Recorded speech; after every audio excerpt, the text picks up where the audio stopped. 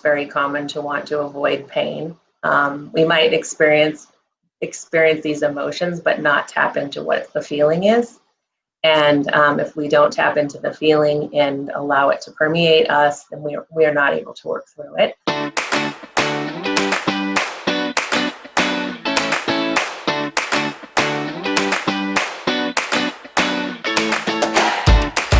Hi, everyone, and welcome to the Evolving Ageless podcast. This is the place where it's the antidote to aging for the enlightened woman. So I'm Michelle Dreilich. I am your host. And if you haven't heard it before, I am on a mission to change the way women age. So each week I'm joined by experts in their field sharing the latest and greatest research. And today's topic, I'm super excited. For those of you who are already in the Ageless Transformations program, you will recognize today's guest. Today I'm welcoming Holly McCusker to the show. Hi, Holly. How are you? Hi, Michelle. Thank you for having me. I'm doing very well. Thank you. Oh, that's great. And so Holly was a part of the Ageless Transformations program where we talked a lot about relationships. So this is her area of expertise. Holly is a relationship expert and she's a relationship coach. And even more than that, she trains matchmakers on how to connect people with just the ideal energy so that they become relationships, right? And move on from there. And so, first of all, Holly, I'm going to take a step back. I'm going to let you give us kind of a quick overview. I want everyone to pay attention to Holly's going to talk about what she calls the 7 levels of our core energy. And when I say energy, I don't mean woo woo. I mean the emotional energy that we bring into a relationship. So, everything we're going to talk about today is going to be related to things like coworkers, your spouse, your parents, your children, your friends, other extended family, anyone you meet. Start to think about these 7 core energies, these emotional energies that we bring into our relationships, and see if you can determine which of those energies fit with you and in which situations. So, Holly, I'm going to turn it over to you. I want you to tell us all about these 7 levels of these core energies that people bring into relationships. Yes, and I love how you mentioned that there are different times where our energy shows up differently. It's not as if we stay in one energy all the time. So we fluctuate throughout the 7 levels of energy. We do have more predominant energy in us, depending on how we look at life. So level 1 and 2 are catabolic energy levels. Level 1 is a victim mode. So you have a hard time moving forward because you always feel like everything's going wrong or not in your favor. So that's the victim mentality. And then if you move your energy up slightly, you move into level 2, which is conflict. It involves a lot of anger, frustration, and it's obviously catabolic, but it can be where you find your voice. So moving from a victim to finding your voice and hopefully moving your way out of energy level 2 into 3, which is the bridge point between catabolic and anabolic energy. So this is sort of a settling phase where you become sort of complacent. You're settling, you're not angry anymore, you're finding your way out, you're finding understanding in that level. Moving into level 4, which is service. You love to do for others, you love to make other people happy. This level can also involve self-care and hopefully does, because in energy level 4, we tend to give so much of ourselves, we want to make sure that we're giving back to ourselves. And the level 5 energy is an optimal place to be because it's not only giving, but it's also getting back. It's where I win, you win. So it's kind of like a great place to be.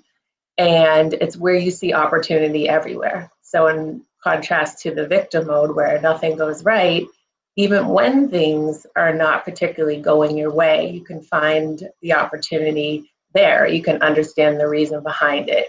You see a purpose. And then moving into 6 is where you let go of any resistance. You're in the flow. You understand that things happen. Nothing is good or bad.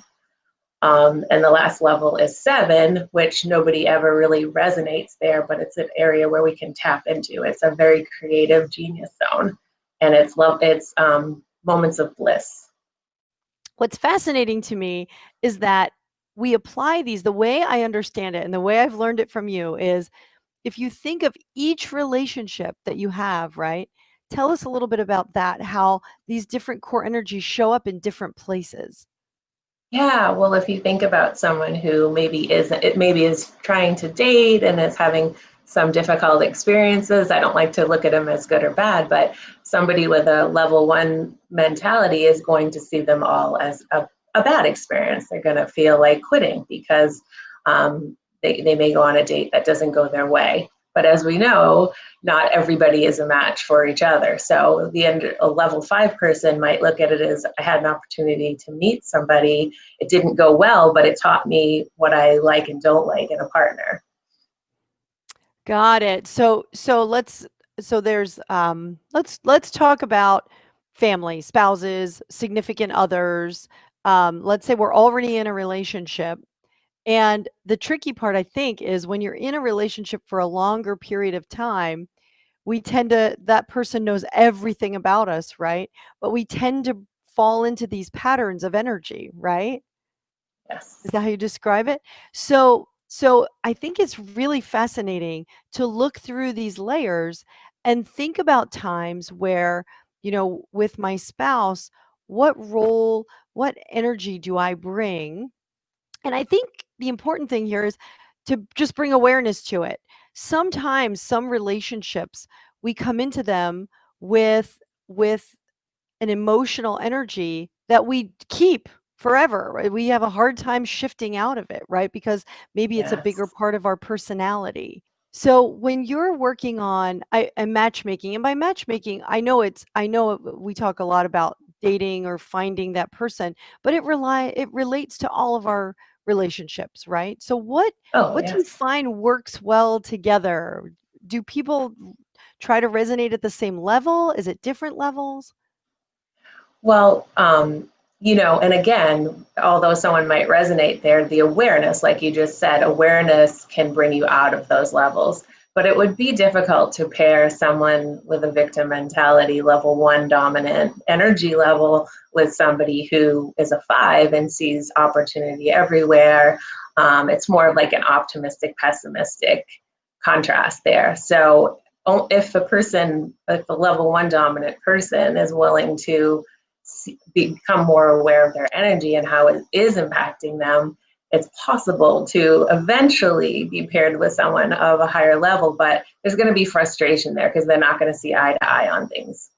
Mm. So where do these energies come from? How do we develop these certain, emotional energies that we bring into relationships? Well, a lot of the energy comes from our past experiences, how we were shaped as growing up, and the beliefs that we were taught, the assumptions we made, the interpretations we make, limiting beliefs. These are energy blocks that can get in the way of having success in a relationship. So it is possible to work through those blocks to shift your energy. Once you work through the blocks and you know where the catalyst is, then you can become aware of that. And each time that comes up for you, you can reconcile with it and find a way to change the way you look at it. To change the way you look at it means that's how you change. Yeah? Is it really that simple? Well, I mean, if you ask yourself, how is this serving me? And if I continue to believe this way, where am I going to and feel the same way in 5 years? Right? It's like anything, we have to work at it. We have to want to change and we have to also see the difference. And a lot of times when I work with clients and they shift their energy, they feel it themselves. And then I can see it all over, like their whole disposition changes, the way they just speak and hold themselves. It's amazing the shift that happens when they can get out of that their own way, actually. Oh my gosh. So, okay. So, I grew up with this idea, I've always heard this idea that people don't change at the core of who they are. They may fluctuate and go through different life things, but at the core of who they are, they don't change. And I've really struggled to accept that because I feel like I feel like I'm a work in progress all the time. Yeah. But I also know that I have a tendency to kind of fall into a pattern, right? That I have to Mhm. willingly and recognize and pull myself out of. Is that normal? Is that please It's tell me I'm normal. totally normal. It's totally normal. And when you conquer one piece, there'll be others. It's just that you will, obviously, we all continue to evolve for our entire lives. So, yes, I mean, you can be a level dominant 6, 5 energy, but you will still have moments where things are triggering you. You're trying to figure out what in this moment, what is it bringing up for me? And Mm. get the tools to decipher this as you practice it more and more. It becomes easier to figure out what it is in the situation that you need to kind of work through. Got it. So if we go through them a little bit at a time, you mentioned the first two are what you called catabolic. And so just to be clear, catabolic means they break down, they tear things down, right? When we say, Yes. your bone structure is catabolic, you're breaking down more bone than you're building it, right? So catabolic means it's a little destructive. We can think of it that way. I know that's a harsh word, but so what you're suggesting is that people that bring energy into a relationship where they bring a victim energy or a hostile or an anger energy, well, it kind of makes sense, right? I mean, it's kind of a no-brainer. Yeah, absolutely. And I just want to make clear that the catabolic energy levels are not good or bad, right? I mean, they serve a purpose. So obviously, you don't want to just wish yourself out of a feeling. You need to feel it, work through it. So you will need to enter into a level one or level one typically, and then work your way out of it through two. I mean, the goal is to Mhm. not stay there. Got it. Okay, so I get it. So when you say it's not bad or good, because I said destructive and I could see how that could be taken that way, what you're suggesting is wherever you are is where you are. That's Yes. okay. The good Yes. news is you have to be there to get out of it. Like you have to experience it and acknowledge that you're there, right? It's hard, right, to Yes. say, why am I so cynical or why am I so angry all the time or why am I having a hard time connecting with people? I mean, we all have relationships where I have relationships where I'm a 6 all the time. That's just how I Mhm. am. Everything happens for a reason. It's all great. It's all going to work out. What will happen is how it's supposed to happen. But I also have relationships, I remember when I was a little younger, I'd walk into my parents' home and zoom, I was 15 years old again. And Yes. stop looking. Why are you looking at me like, and I turned into my 15-year-old self and Yes. had that anger or that settling relationship or things like that. So I love what you're saying about the idea that we have to work through them. You can't just say, "Oh, I'm going to be a win-win person." You have to work through what you've got now and understand why. Yeah? Yeah, absolutely. I mean, you know that it's very common to want to avoid pain. We Yeah. might experience these emotions, but not tap into what the feeling is. And if we don't tap into the feeling and allow it to permeate us, then we are not able to work through it. So ideally, we go to those levels, typically in a stress reaction. Even a predominant 6 level person is going to have a stress reaction, and it often can be a 1 or 2. But going there and recognizing what that pain is, feeling it, and working through it, that's how we move back up. And each Oh, time your energy raises and you become more predominant in a level, you're going to spend less time in the catabolic energies because you're going to be able to know what to do, I love right? it. I love it. Since the first time I met you and I learned about this energetic system, I've been telling it to people. I've been applying it and really thinking about it. And I've really evolved in my thinking and I realized something. This is empowering, right, everyone? Yes. This is empowering to know that no matter what your past is, no matter what you've brought into relationships, again, it doesn't have to mean just a romantic relationship. This could be a relationship with your children. This could be a Yeah. relationship with your boss. Any of these relationships, we are what we bring into it, right? But it doesn't mean that's all we are and that we're stuck there. We're empowered to move through it and get out of that situation in a positive way. So we've talked about the lower end, and the lower end I think is so easy for people to understand because it's kind of polarizing, right? Like we've all been around people that you want to help them up because you see that they see the glass half empty a Yeah. lot. Um, but at the same time, what you're saying is you can't necessarily just help them up. They need to go through that process and they need to Yeah, and I recognize. know we want to fix it for people, but they do need to feel it. And people with lower energy levels, depending on how long they stay in there, I mean, it can be, your own energy, even if you are a higher energy person, can drop based on the person you're with. And depending, like if they're not willing to make a change, it can be very draining for you. And that's when we get into the relationships piece, where some people get into a relationship where they want to try to fix that person, but then they eventually realize that I can't do this. They have to do it on their own.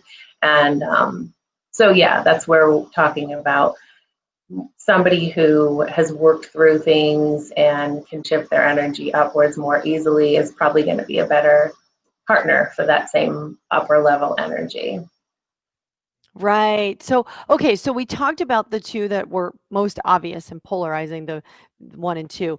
So, in the middle, right, it's not necessarily negative, but it's not necessarily the most healthy either. So, there's this level three, right, which you called settling. Like you're kind of Yeah. ambivalent, like, well, I can't change it. So, I just have to learn to live with it.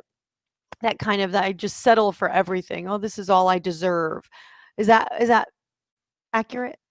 Yeah, I mean, it's definitely a place where you win. Like you're looking out for yourself, you win, you become into the settling phase, but you're not so much concerned about the other person. When you have found a place to deal with it, it becomes a Mm. comfort zone for many people, and a lot of people will stay in that level three. They don't want to move out of their comfort zone, or it's too hard to move out of it. So it's I a think settling so. phase.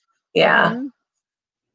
I think that's a common place for people to be, right? Yep. Especially the longer you're in a relationship. Again, coworker, family, whatever. Settling is a place where we almost protect ourselves sometimes. We just fall Yeah, into this absolutely. whatever, it's okay. So what about service? So I when I think of service, I think of I'm going to date myself. I think of Donna Reed, right? I think of those days in the 50s where spruce up the kids and make sure dinner's cooked and the house is tidy and oh, at the end of the long day, I don't have time to think about myself.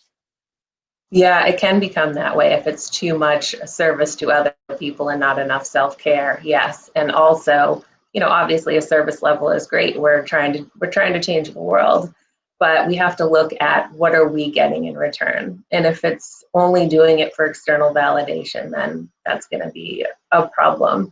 But if you're doing it because you get something back for yourself, um, that's where it's a more positive experience for you. I remember you talking about this before when we talked about service. It's this need to, so very often maybe you can describe it where people that show service like that are, well, you mentioned external validation. So it Yeah. comes from a pattern, right, of needing to know they're good enough. Maybe you can explain Yeah. that a little more. Yeah, and as you can imagine, a lot of that comes from childhood. Maybe you were the middle child, or you just felt like you were always trying really hard to be seen, prove yourself, to feel good enough. So at level four, we do give, and sometimes to get back that external validation, which obviously can be detrimental if you continue to do that and you are relying on that as the result, right? It's if you're doing it because you feel love and you know that you're getting a sense of goodness back, And two, you're evolving yourself. It might be in a profession like education or even matchmaking. Um, but yeah, it's when you're only doing it for that purpose, it becomes a bit destructive. Which is really subtle. Well, probably not for you, it's probably quite obvious, but for me, it's very subtle between 4 and 5, which is service and win-win, because win-win, the way I understand it is you're still in this place where you're giving and giving, but you're getting back, and it's a two-way street, and it feels energetically, if I may use that term, it feels like it's vibing, it's flowing better than give, give, give, tell me how good things are. Give, give, give, tell me how good I am. Is that the difference? Well, okay, so I can explain it from a personal standpoint because I was very heavy on level 4. My background is education, and everything I've always done is service industry. My problem was not recognizing that I deserved something back. Like I would continue to give for the external validation piece.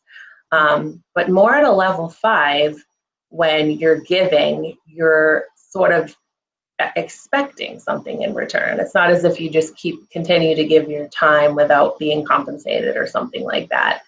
It would be like giving out your services for free would be 4, and then 5 would be giving out your services and getting something in return because you know that's what you deserve. We should have a level of expectation in all of our relationships of at least a 5, right? Like that that we're, it takes 2 to tango. No matter what the relationship is, you want something back. You expect to be respected, loved, whatever the situation, yeah? Yeah, but you've seen relationships like this, and I think for a strong level 5, it's hard to understand the 4, and for a strong level 4, it's hard to understand the 5. But you've seen Yes. relationships where women settle for men who probably don't give anywhere near what the woman is giving. Mhm. Once the woman realizes I do deserve something back, and I'm going to expect something back, that becomes more of a level 5. But in the 4, they might get mad or drop down to 1 and feel sorry for themselves, but there's that block there where they're not feeling worthy enough. Oh my gosh. So that brings this whole thing around to the purpose of this podcast, right? It's called Evolving Ageless. So these are tricks, tips, ideas that we can kind of start to incorporate. It's sort of like a shopping cart, and we're walking through the store and picking things off the shelf that make sense for us and evolving through it. And for me, this was monumental. This idea between understanding service and win-win and these core energies and how I want to show up better for myself and for others in my relationships. So I had an interview with Dr. Shelton where we talked about empowerment. A woman when around 45, 50, 55, right through those menopause, perimenopause, postmenopausal years, finds a power in ourselves. And I've read something recently, maybe you can speak to it, that divorce among older women is really more common now than ever before. And I think it has something to do with us finding this power. I'm not suggesting we all get divorced. I'm just saying there's a there's an awakening that happens. Like maybe it's that I'm at the top of the hill and I'm looking out and I know the second act of my life, I've got a chance to redo things. Maybe that's it. I don't know. Yeah, I mean, there's a lot of reasons, right? But it does seem to be more common. And I think there's a lot of information out there and for people to have access to and help them understand how they have been living and how they can consciously choose to live differently. And maybe that's part of just sort of taking a stand and recognizing this isn't serving me anymore. I don't want to be in this relationship, and they're hopefully recognizing it as there's something better for me. Right. And it's okay if this is, I mean, I think we have all had even that friend where we say, that energy just drags me down. And so maybe I need to limit the amount of time I spend with that kind of energy. Or maybe suggest your friend listen to this podcast episode. Part of what I think for me is what I've done after Holly and I met the first time. I sat down with a notebook paper, a notebook pad, and a pen, and I wrote out all of my relationships, my spouse, my kids, my sister, my brother-in-law, all of this stuff. Wrote it all out, filled out just about everyone I'm related to, um, coworkers, all of my good dear friends, and wrote it all out. And then in the column next to it, I wrote, what am I showing up as? Am I a I love victim? it. Am I angry? Am I settling? Am I over serving for validation? Um, am I the win-win, or is it a give and take? Am I like, this is great, it's flowing, everything's fine? And then bliss, you hit bliss. For me, I hit bliss every now and then. It's not something I live in. Um, Hmm. I think that's kind of normal. But Oh yeah, absolutely. yeah, and so I listed them out. I encourage everyone to do it. I think it was an amazing exercise because it taught me, I kind of always want to be a win-win or a everything happens for a reason person, but it's weird in certain relationships I bring a different kind of energy. And I circled all the ones that I want to work on. But then I Yeah. created a third column and I wrote down what energy I thought they brought. Because now I could be wrong, right? Because it's all my perspective. But I Right. wanted to know how close I was with my energy and that person's energy. And I know this seems like a lot of work, but I'm telling you, this is where the real shit happens, right? This is where we dig in and it Yes. really happens, where we understand, oh, I'm kind of part of the problem in this relationship. Yeah. That's what it was for me. I don't know if that's common. I love that you did that. And just because of my own experience, having certain relationships that I felt a little stuck with my energy, like I can't rock the boat, I can't say this. And so I would make decisions not based on my best interests. I would base the decision best, on what would the outcome be. Mhm. And learning that I did that and recognizing that I didn't want to continue because that wasn't serving me, I learned to find my voice and state in a nice, constructive manner of, why I would choose a different decision or, asking for support with that. So sometimes with certain people, it can be taking a chance, relationships with our parents or siblings that can bring up things for us. And just sort of like you said, becoming aware of what it is and choosing choosing a different path and just figuring out what the steps are to get there to shift that energy. And it's not easy. That kind of work is not easy. And so, Holly, do you have any ideas for where people start when they identify this part of their lives or these core energies that they're bringing that they want to improve on? What kinds of things do you recommend? Yeah, so I coach a lot around the energy levels we do, and it's called an ELI, Energy Leadership Index Assessment. So we actually have an assessment that will look at all of your energy levels and chart it out. So you will have a predominant energetic profile, which is when you're not under stress. That's what you live in throughout the day predominantly. So you have a predominant one, and then you have a secondary, and then you have a stress reaction, and that will show how you react your energy is in terms of stress. So typically a 1 or 2 for that, but believe it or not, sometimes people can have a predominant 4 level energy stress reaction or 3 or any of them. So looking at the chart and seeing where your energy is, and then looking at ways, first of all, you have to be bought in, right? That you want to change that energy, and looking at the action steps that you can take to change that energy. And as you're working through the action steps, seeing what blocks are in the way that's preventing you from moving your energy upward.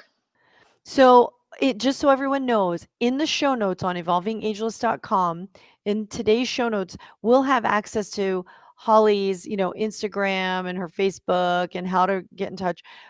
So, which is great. You'll have access to that information in case you want to understand more about this. Holly, is there like a one pager where you talked about these levels in the chart? Do you have an image of the chart that we can put up too? Sure. Yeah, I do. Wonderful. For me, I'm such a visual person. It's always great to see it, and it kind of resonates more with me when I'm visualizing it.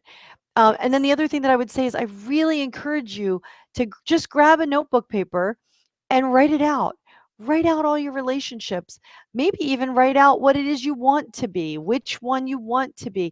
And so when you're going through your list and you're documenting kind of what energy you bring, what energy you think your relationship partner brings across all relationships, remember, maybe reach out to those people that you're really proud of your relationship. Maybe reach out and say, "Wow, we're a win-win together. This is amazing." Mhm. And honor that in that person. Let them know. Share this idea with them because I think it can only lead to us all cultivating much stronger relationships with people when we're taking an honest assessment of what it is that we bring to that relationship. And if that relationship is struggling, it's a real raw assessment of what role do I play in that? So I just think it's such a great exercise for everyone to go through. And I love that Holly has other ideas for working with people on their relationships and things like that as well. I want to thank you so much, Holly, for being here today. I think this way of thinking changes the way we age. I really do. I think Thank it you. changes the way we perceive stress in our relationships, and it encourages us to really work on relationships in a positive way so that this second act of our lives is healthy and we're able to kind of slough off that stress. So thank you so much for your time, your wisdom, your energy. It's great. Thank you, Michelle. All right, everyone. So for now, keep on living ageless, and we'll see you next week.